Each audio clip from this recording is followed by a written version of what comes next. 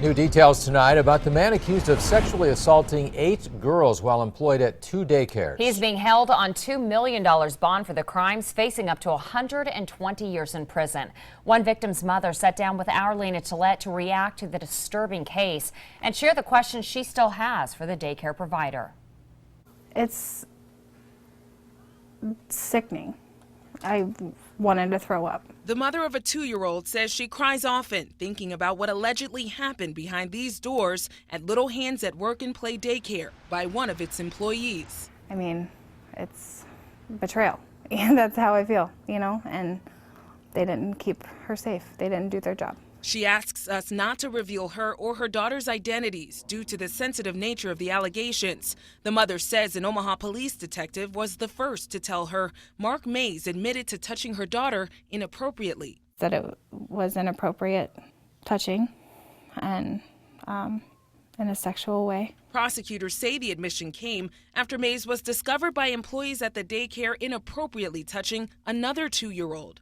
Mays told detectives that he abused 7 more children from that daycare and La Petite Academy, where he worked briefly beforehand.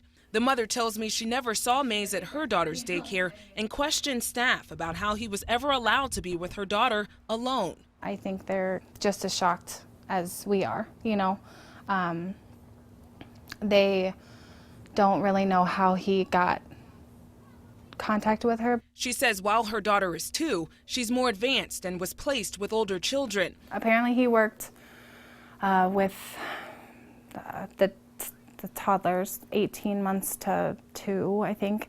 My daughter is upstairs with older kids. She also says Mays claimed to have done it while changing her daughter's diaper, but she says her daughter is potty trained. Mays' attorney described him as intellectually impaired. She asked staff how he was even hired to work with small children at 2 different daycares. She says they told her that he answered all the right questions and that he's going to school for early childhood development. Questions aside, the admission has hit this mother especially hard because at just 5 years old, she says she was sexually abused as well.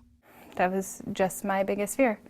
Every parent's fear. Now, I think about my mom, and what she went through. She's now taking time off of work and refuses to place her daughter in another daycare. While angry with what might have happened, she says she doesn't blame the daycare for another man's sickness. My heart breaks for them a little bit too, I feel that they've been betrayed. That's Lena Tillett reporting live.